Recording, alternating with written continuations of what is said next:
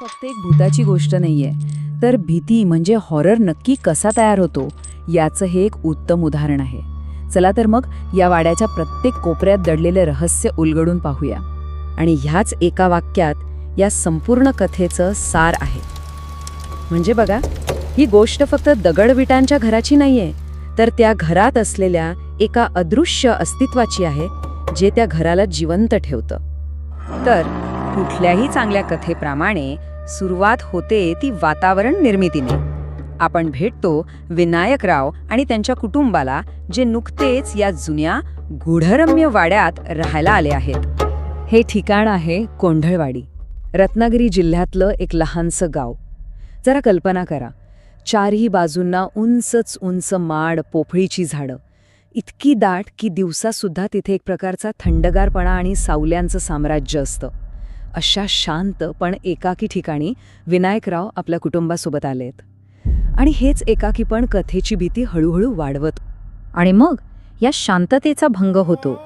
घरात काहीतरी विचित्र घटना घडू लागतात, ज्या कुटुंबाच्या मनात भीतीची पहिली ठिणगी टाकतात. भीती एकदम नाही येत, ती हळूहळू पसरते. पहिल्या रात्री फक्त एक खसखस असा आवाज येतो, जसं कोणीतरी सूप घेऊन धान्य पाखडतंय, आणि सोबत एक अस्पष्ट गुणगुणणं. पण दुसऱ्या रात्री गोष्टी गंभीर होतात. मुलाला एक जुनी पितळी साखळी सापडते, आणि त्याच रात्री घरातला कंदील आपोआप हलू लागतो. विहिरीतून बादली ओढल्यासारखे आवाज येतात. आता हे स्पष्ट होतं की वाड्यात कोणीतरी आहे. इथे कथा एक मस्त वळण घेते. याला म्हणतात फॉल्स रिझोल्यूशन. म्हणजे एक असा क्षण येतो जेव्हा आपल्याला वाटतं की चला, आता सगळं काही ठीक झालंय, धोका टळलाय. गावातले एक जाणकार म्हातारे आबा विनायकरावांना सांगतात की हे सगळं वाड्याच्या जुन्या मालकिणीचं म्हणजेच आजींचं काम आहे. त्या खूप शिस्तप्रिय होत्या म्हणे. त्यांना घरात पसारा किंवा अनोळखी वस्तू अजिबात आवडायच्या नाहीत. हे ऐकून जरा बरं वाटतं की चला, यामागे काहीतरी साधं कारण आहे.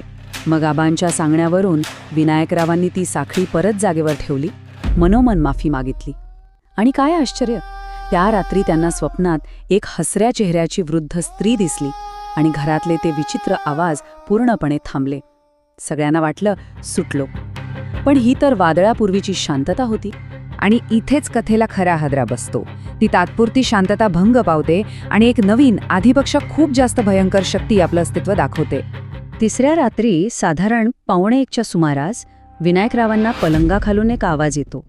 पण हा खसखस सारखा नव्हता. हा होता कर्रर कर्रर असा ओरखडण्याचा काहीतरी भेदक आवाज. या आवाजातच एक प्रकारची हिंसक भावना होती. विनायकराव घाबरतच टॉर्च लावतात, आणि त्यांना जमिनीवर जे दिसतं ते पाहून त्यांच्या पायाखालची जमीनच सरकते. जमिनीवर ओल्या पावलांचे ठसे असतात, पण त्या पावलांना बोटं असतात फक्त 3. हे ठसे माणसाचे तर नक्कीच नव्हते. मग हे ठसे कुणाचे होते? इथून कथा एका वेगळ्याच पातळीवर जाते. आतापर्यंत ही गोष्ट एका आत्म्याची होती, पण आता ती कोणत्या तरी अमानवी राक्षसी शक्तीची बनली होती. याचा सरळ सरळ अर्थ होता की वाड्यात एक नाही तर 2 वेगळ्या शक्ती होत्या. एक होती आजी, जी फक्त आपली वस्तू परत मागत होती, तिला त्रास द्यायचा नव्हता. आणि दुसरी होती ही बाधा, एक दुष्ट हिंसक शक्ती जी शारीरिक इजा करू शकत होती. आता आपण आलो आहोत कथेच्या सर्वात महत्त्वाच्या भागाकडे, जिथे कुटुंब त्या वाईट शक्तीच्या मुळापर्यंत पोहोचतं आणि तिचा थेट सामना करतं. आबांच्या मार्गदर्शनानं ओसरीचा एक कोपरा खणला जातो, आणि तिथे मिळतो एक काळा कुट्ट पडलेला तांब्याचा हंडा. तो उघडताच त्यातून एक विचित्र कुबट वास येतो.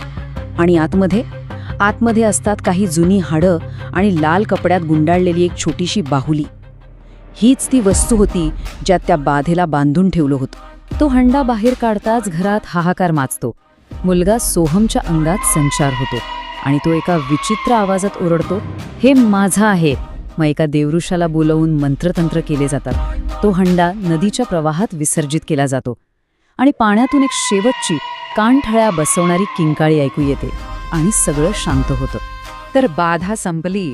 पण अशा कथांचा शेवट कधीच पूर्णपणे सुखाचा नसतो, नाही का? शेवटी एक अस्वस्थ करणारी शांतता नक्कीच मागे राहते.